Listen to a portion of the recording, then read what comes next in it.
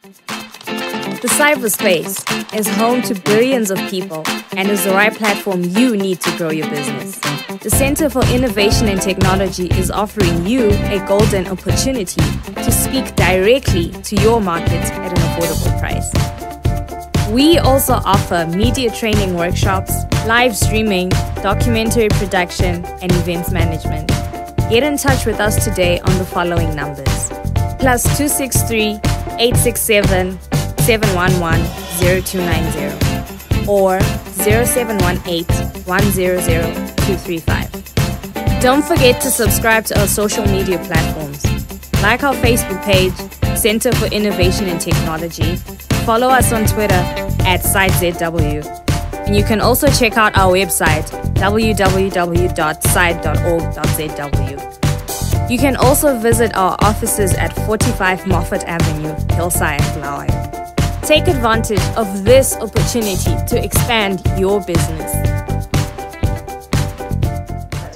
Before 2013, our formal governance structure was that we had a totally centralized state where all power was centralized in central government, with limited and maybe selective, what can I call it, selective delegation here and there and selective decentralization.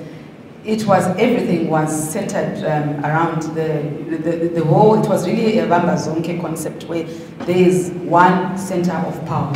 But the constitution that we all agreed to, that we voted by a record, I think 94% of all those who voted in the referendum voted yes.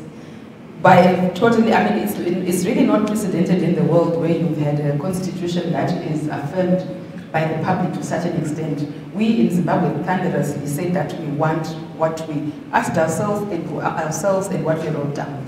And this devolution did a totally different thing. It cannot be business as usual. It created totally new creatures, totally new ways of thinking. That is in our supreme law of Zimbabwe. And but the question is, so my task is for us to go through the provisions and say exactly what are they, because we want to use them exactly as they are.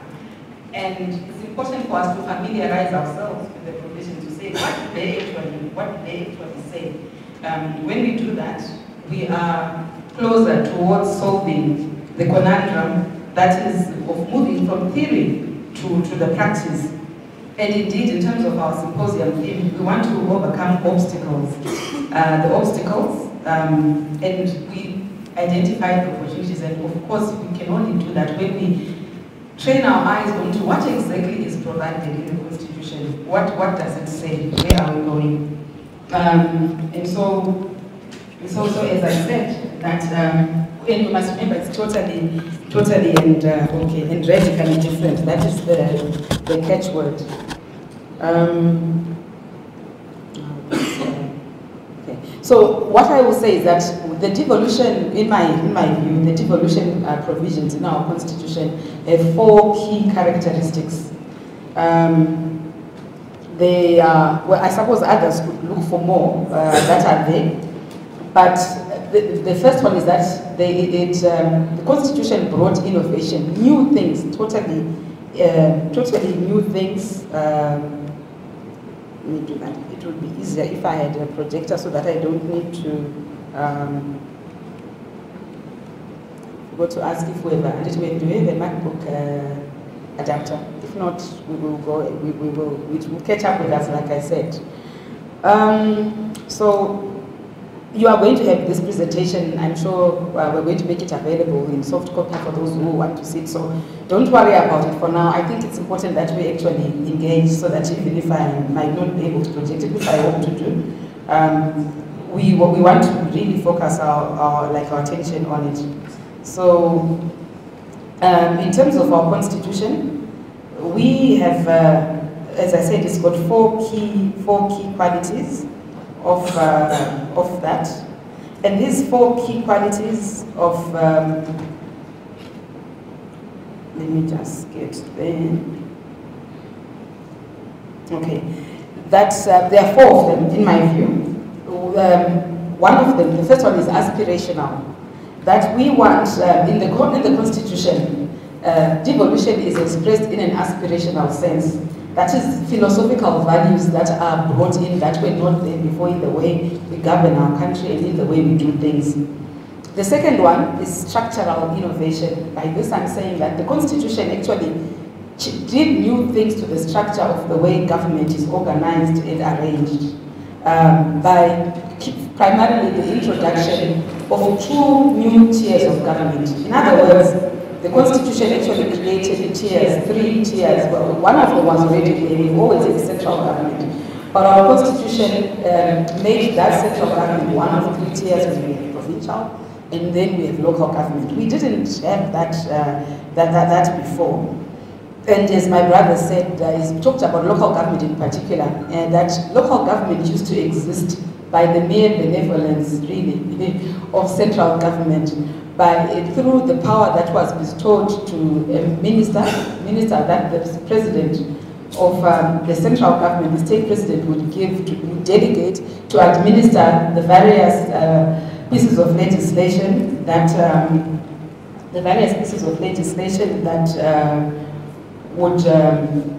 that pertain to local government. And then number 4, the quality of that is that it is that devolution that is there. Yes, it's now there. It's aspirational. There are new values of devolving. Then there's structural innovation.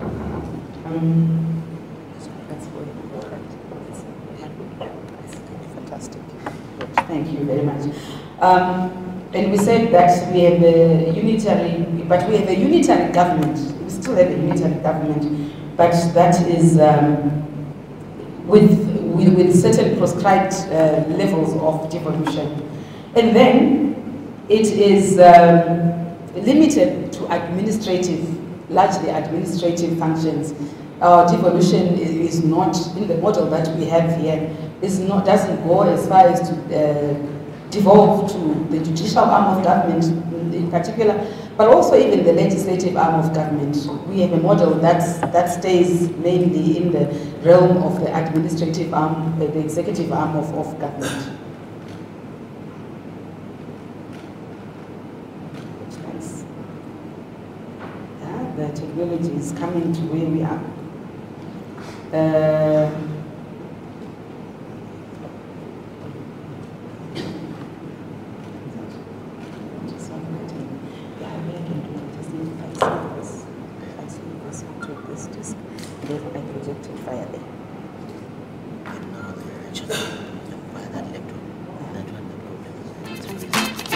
The cyberspace is home to billions of people and is the right platform you need to grow your business. The Center for Innovation. That is what those key characters, like I said, aspirational, philosophical values. My presentation is going to walk through those 4 aspects of those, the philosophical values. What are those philosophical values that were brought into by the Constitution in terms of devolution? What kind of thinking do we now have what do we now to believe in as Zimbabweans? And then I'll walk through the structural innovation, those 3 tiers, what the Constitution says and does about them. And then number 3, that other aspect of the unitary government with prescribed decentralization and devolution, we'll walk through that as to say, in what way is the Constitution doing this? And then number 4, we'll look at the limitation to the administrative realm and not to the legislative or to the judicial. That doesn't go that far. So what we have now in terms of the foundations of devolution, what is important for us is that we must remember what our Constitution entails. There's a very specific provision in Section 2 of our Constitution, and that is what we must always remember when we are talking about devolution. Devolution, I liked what was said, the remarks made by the Minister through his very able representation, that devolution is a fact. He said, they said that devolution is a reality, it is here. But so that is a constitutional, I think, fundamentalist myself. I'm very glad when I hear the Minister saying that, because We have a constitution whose character itself is very significant. It's not just one of those things that are there that we can refer to from time to time. In terms of Section 2 of our constitution, the constitution is supreme. In Zimbabwe, we adopted a system of government based on what is called constitutional supremacy. I think you will remember that in other systems of government, like for example, in the UK, for example, they have what they call parliamentary supremacy or parliamentary sovereignty. Their legislature more or less determines a lot of the things that happen. And they make the law, and then the courts interpret what the parliament says. And they have a lot of what is called common law unwritten codes, because I think they've been established for a very long time. So they have these traditions and customs that they use in governance that are just known, that are not written. But we have a different system. We decided that we are going to have constitutional supremacy. So our constitution in Section 2, the very second section of the constitution, tells us very clearly that this is the supreme law of the land. The constitution is the supreme law of Zimbabwe. And any custom, practice, conduct that is inconsistent with that constitution is invalid. And can I just emphasize right there?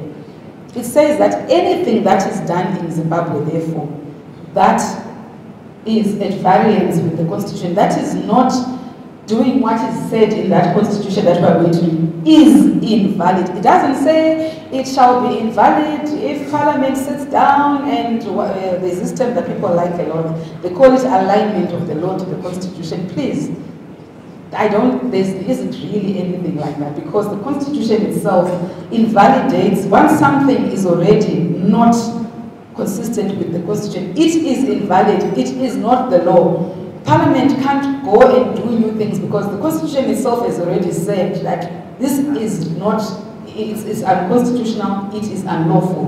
What Parliament can do is to maybe give the detail and the, fleshing out the exact details of maybe what to replace or how to describe certain things that don't have detail. But please, let us stop saying that we are waiting for Parliament to align the law to the Constitution. Section 2 says that if there are any of you who have copies of, let's say, the Urban Councils Act or the Rural District Councils Act, and in that copy that you bought at print floor, if this what we are going to go through here, what the Constitution says, is not what that says, it means what you already have is now really just a piece of paper with ink and it's printed, but it is no longer the law. The law is the Constitution. That is the legal position. So that's what we really need to remember as we do this. And the subsection 2 goes on to say that it gives very heavy responsibilities, because if it is the supreme law, and if you do something, if you are a government official or whatever it is, that is what you are doing is invalid. It doesn't say it shall become. And it therefore means that there's a duty for everyone to obey and uphold the Constitution. We've got to implement it. That's what it says. It says it's binding on all the state, all institutions and agencies of state, and at every level. So that is what is important. So once we have that, then we go on to the provisions themselves.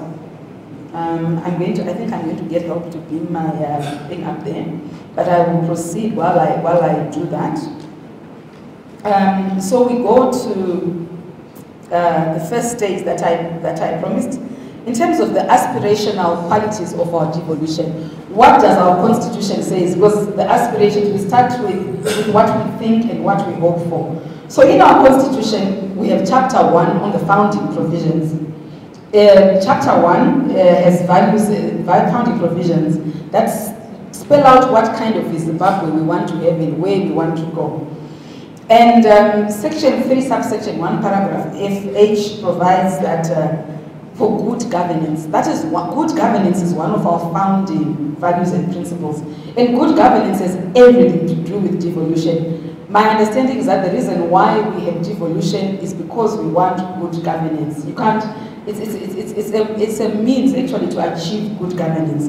And then it proceeds to spell out in subsection 2 of section 3 what that good governance can entail. And I picked sections that are relevant to local government.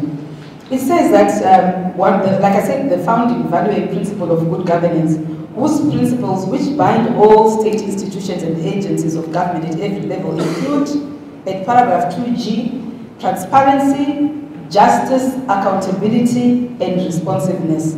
Now, as we already think about devolution, clearly the whole reason why we would evolve is so that we can see, let's say from here, from Lawayo, or maybe from Ekeze or from Cholocho, where the good chief was talking about, that you must be able to see, let's say from Cholocho, it must be transparent to you what the government is doing, transparency. It must be just to you from where you are. It must also be responsive. If you want maybe water supply or a dam there, the government must respond to you. So how does it respond to you, for example, if all decisions are being done in Harare, for example? So devolution is that, it is a function of good governance, because one of our values is transparency, justice, accountability, and responsiveness. And then paragraph J is equitable sharing of resources, including land. So critically, I think the speakers who were speaking here before, including the good chief, were also talking about how, in terms of resources, resources are they are the central. They say money makes the world go round here. So if devolution sounds in dollars and cents, that's what it does. What ends up on our plate and in our pocket really matters. So the equitable sharing of resources is a devolution aspect. It's one of our founding values and principles. And then there's paragraph L that specifically uses the words we are using. It says that good governance is also defined by, I quote, devolution and decentralization of governmental power and functions. So you notice what I'm doing in my going through the constitutional provisions. I am not sticking only to those that just scream devolution, devolution. I am going through all those that are, while they are not saying it like paragraph L, but they are clearly devolution enhancing and devolution implementation provisions. So that is that. And then we go on to the structural innovation. Like I said, do not worry, you will get this presentation if it doesn't work out. Section 5 of the Constitution is the one that brings in this revolution of tiers. It's actually labeled tiers of government, as you know. It now says that the tiers of government in Zimbabwe are A, national government, B, provincial and metropolitan councils, and C, local authorities. That is to say, urban councils, by whatever name called, to represent and manage the affairs of people in urban areas. 2, rural councils, by whatever name called, to represent and manage the affairs in the areas and districts in which the provinces, in which the country is divided. So that's the revolution. That is a brand new thing. Like I said, we didn't have it before. This is what Zimbabwe is now featured under. But I'm just wondering, as we're speaking now, remember we said the Constitution says it is the supreme law of the land, and any conduct, custom, practice, law that is inconsistent with this is invalid. So right now, the Constitution says we have 3 tiers of government. We have the national, we know we have it. And then it says we have the provincial. Do we have it? And then it says we have the local government. So, we must actually continue to measure what we have against what the Constitution says, because the Constitution provides that whatever it is that could be happening that is not consistent with it is invalid. Right now it is. So I'll keep on reminding us of that. And then and then the Constitution now provides to flesh out what I call the foundations of devolution. When you see the slides, there are certain provisions now outside the founding values that go into the rest of the Constitution that are foundations that enhance devolution and that support it and help it to actually have wings when it has it. And chapter 2 is the one on national objectives. Particularly of particular importance for me is section 8 of the Constitution. For me, it's actually my favorite section of the Constitution. It's the first section in the national objectives of government. It reads that, because remember those objectives are at various levels, various sectors, health, education, whatever, national development, etc., etc. These are like the terms of reference of the state and of the government, and including devolved government. Section 8, and this is very important, when we measure whether or not we are going to have devolution and what form we want it to make, let us remember that it's got to fit into this guideline. This is the compass. Section 8 says the objectives set out in this chapter guide the state and all institutions and agencies of government at every level in formulating and implementing laws and policies and policy decisions that will lead to, and please pay attention to this, that will lead to the establishment, enhancement, and promotion of a sustainable, just, free, and democratic society, and this is the most important part, in which people enjoy prosperous, happy, and fulfilled lives. This is what our Constitution says. It actually says government's function is to make us happy. The way everything that is done in the name of everything. So therefore it means devolution is there to also make us happy, to fulfill our lives, and to make us prosperous. So this is the only reason why it would be there, because one of our objectives, all the objectives are to do this. And then it says that regard must be had to the objectives set out in this chapter when interpreting the state's obligations under this Constitution and any other law. So this is what I said, that as we plan and think about how we are going to effect devolution, the Constitution says that all the objectives that are in there, we must look at them so that when we are looking at what the state must and must not do and what we want it to do, we must measure it against this. And then we then proceed to, in terms of the national objective, it spells out good governance is one of our national objectives in section 9. And it is particularly important to devolution because it says that the state must adopt and implement policies and legislation to develop efficiency. Devolution is clearly designed to improve efficiency, competence, accountability, transparency, personal integrity, and financial probity in all institutions and agencies of government at every level and in every public institution. And in particular, it says measures must be taken to combat corruption, that the state must ensure that all institutions and agencies of government established under this Constitution are provided with adequate resources and facilities to enable them to carry out their functions conscientiously, fairly, honestly, and efficiently. There was a speaker, Honorable Chukwa, who chairs the Portfolio Committee on Local Government. She talked quite a bit about the budget and about how there is a budgetary allocation for devolution. Our Constitution defines good governance to include that there must be provision, sufficient provision of resources. If it doesn't, then it's invalid and it's not sufficient, and we must actually measure it for that. And then we go to section 10, our national objective of national unity, peace and stability. That the state and every person, including juristic persons and every institution and agency of government at every level, must promote national unity, peace and stability. And clearly, devolution, fulfilling the devolution provisions in the Constitution, in my view, are, I think, the clearest way of ensuring that we have national unity, peace and stability.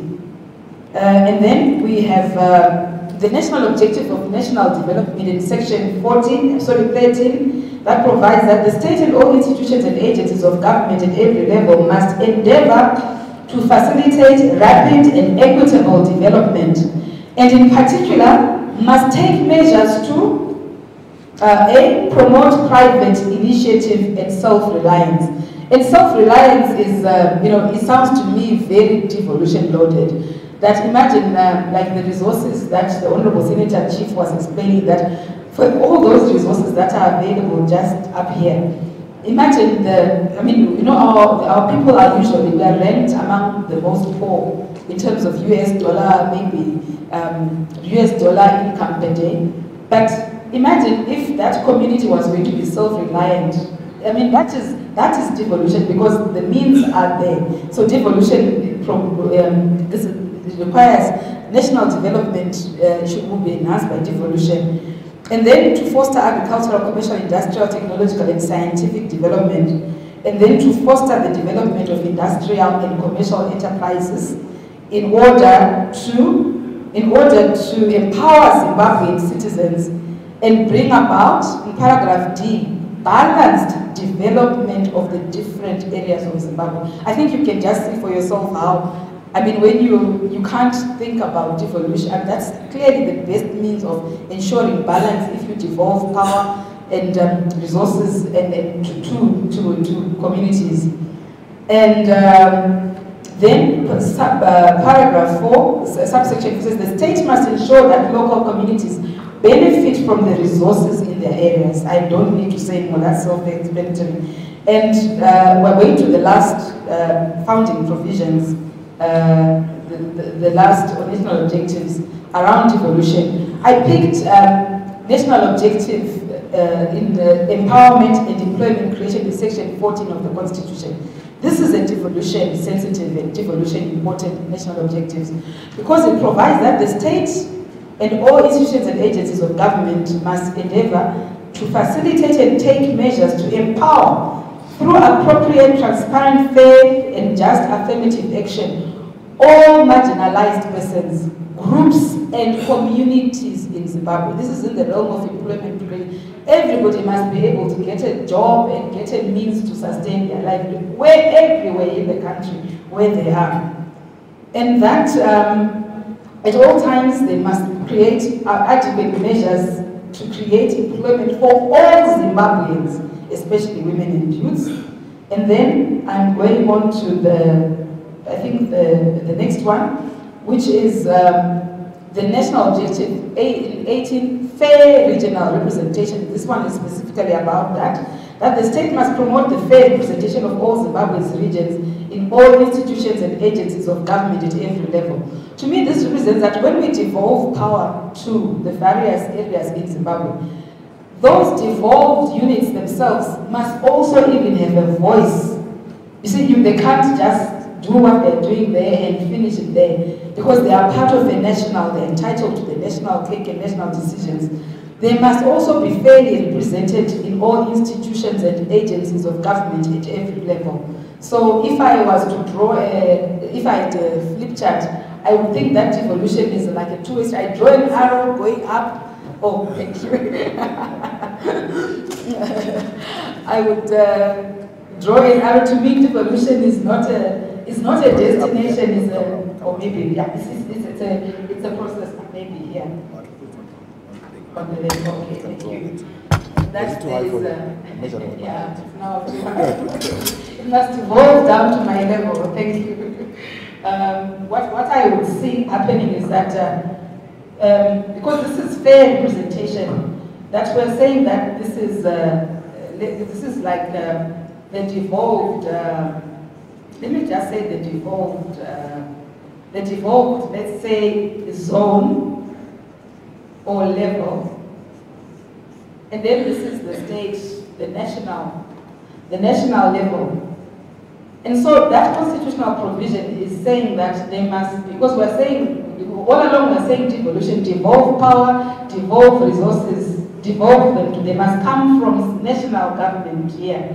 And they must come down to the devolved level, whether at the local level. They were saying devolve, bring it down, bring it back, bring it back. So we have an arrow going this way. But what I see in this other provision is very important, is that we have another arrow coming from here, going to there. That national representation, it says that there must be fair regional representation of all the regions in Zimbabwe's national structure. It means that this level, what it is doing, has a right to also to be equally represented here. While it's managing its issues, its resources, it has a right to come and also eat the, I think this is the national cake that is there. And the national cake in terms of resources, in terms of decision making and whatever it is that's going on there. So we have an arrow that's going this way and that way. So that is what to me, that means that there's constant traffic up and down and up and down. In my view, this is what makes it a unitary state, because that link, that traffic that is going in between is what makes the nation, that there must always be that traffic. That's what makes the unity, and that's what makes the relationship work. And that subsection says the state must take practical measures to ensure that local communities have equitable access to the resources that promote their development. So I think you can see it must, resources must come from the national, but views must also go there. And always people, representation, that whatever it is that is said to be national, whether it's a cabinet, whether it's a parliament, whether it's a, I don't know, whatever I said that this is a Zimbabwean thing, we must be able to see traffic, be able to see evidence from, with people and contributions who are actually in there. It must have a national character. That's the only way that it can work. And then I proceed to pick another. I've come out now of the national objectives. I have the next provision in our constitution, which to me speaks of devolution, is, believe it or not, the citizenship, chapter 4 on citizenship of the constitution. In chapter 4, that is, it's one of the foundations of the devolution in the constitution. Section 35, subsection 2 of the constitution is instrumental. It says, all Zimbabwean citizens are equally entitled to the rights, privileges, and benefits of citizenship, and are equally subject to the duties and obligations of citizenship. And I mean, if we have time, maybe we'll talk about this, yeah. So I don't have much, but I think you can see why I'm saying this, that there are no Zimbabweans who are more Zimbabweans than others. Everybody, we have equal citizenship. And then I'm going on to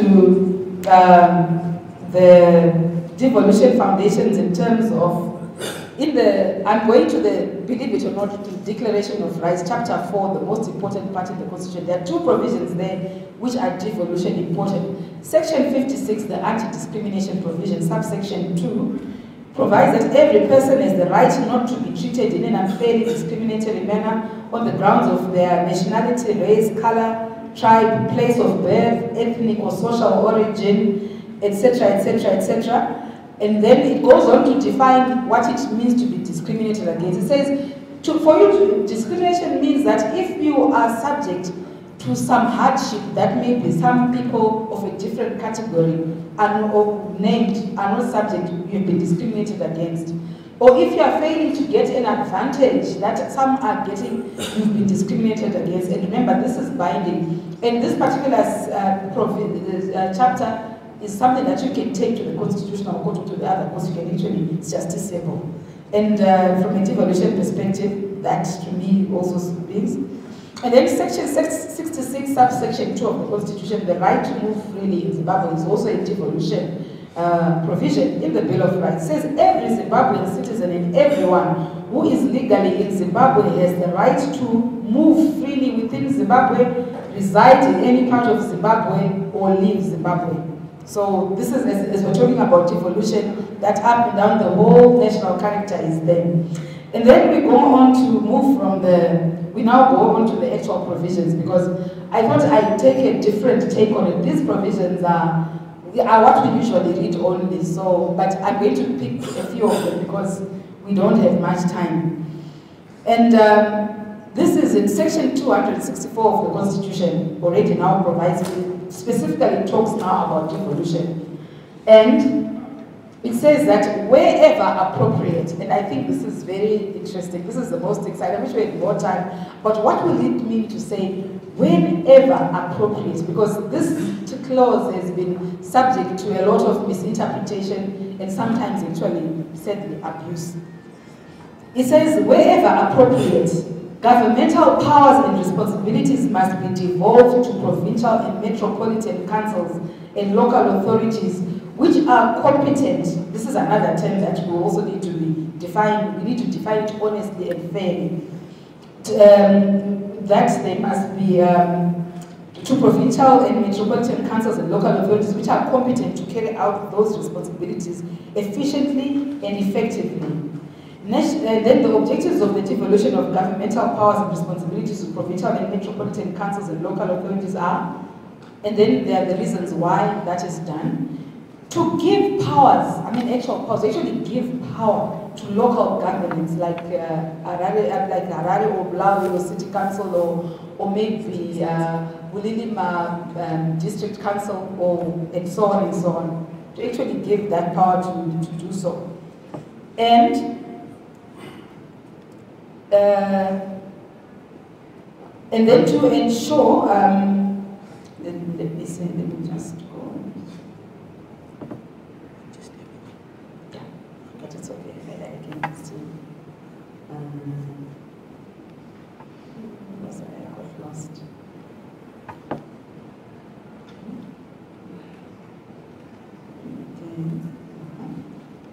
And then the other reason is in order to promote democratic, efficient, and transparent government. That is why we dissolved. Remember, at the beginning we talked about those founding values, about good governance, etc. Those foundations, those values are now being fleshed out so that we have more detail. It sounds repetitive because definitely it is repetitive because it's bringing, it's fleshing out those foundations that we said are the foundations of devolution.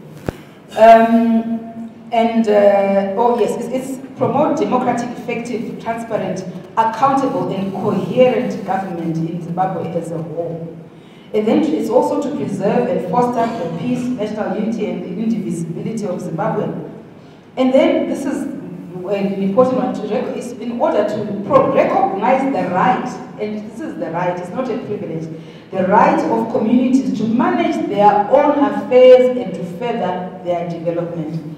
So this is clearly the antithesis of a centralization where decisions are made by somebody or something out there, and that communities have a right to self-determination of their affairs and so on.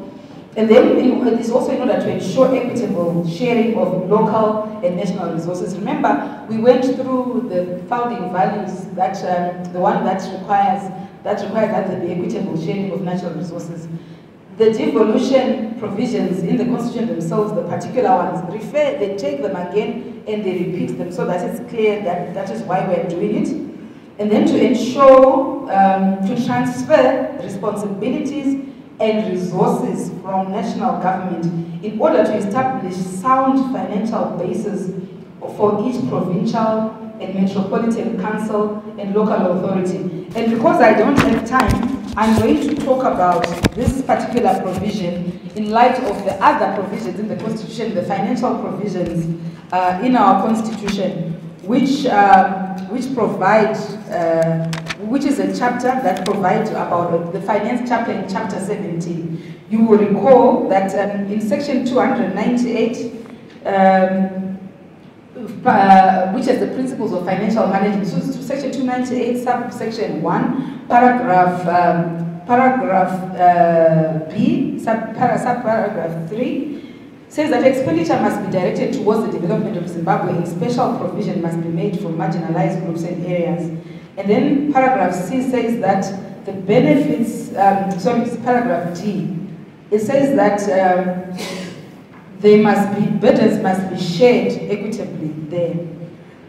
But in particular though, section 301 of the Constitution is devoted to making sure that we don't just pay lip service to say, yes, we want devolution, devolution. It makes sure that the government, the state puts its money where its mouth is. In section 301, subsection 3, provides that not less than 5% of the national revenues raised in any financial year must be allocated to the provinces and local authorities as their share in that financial year. In other words, this is simple mathematics. If our budget if the Minister of Finance says that our envelope this year has $5 billion, it means that what he must do, he must take out his scissors, he must take out his ruler and measure, to say this is, these are 5%, 5%, and then he takes out his scissors and he cuts 5% and says this one is from the envelope. This is going to provincial and local governments. Now, I was privileged to be a member of parliament for the 2 parliaments before this term, and I can say to you, I never saw that happening. I never saw the scissors cutting the 5%. It didn't happen. And so remember, Section 2 says any conduct, custom practices or action that is inconsistent with this is invalid. But so there hasn't been. This budget I didn't pay much attention. I don't know if if that 5% was allocated to provinces, to provincial councils, and I know that there are no provincial councils. So I'm actually wondering that if there's an allocation, where is it going to go? Because this constitution says money every year, 5% must be shared among provincial councils and local councils. It's got to be done. This is not optional. It has got to be. Nobody has any choice. It must be done whether we like it or not. It has got to be done. There's no choice, there's no negotiation in things like this. So I said I'd read that together with that paragraph. It looks like my time is out, but I'm going to wind up. I'm going to wind up because the rest of this is going to be your homework that I'm going to be giving you. So I'm getting to doing that.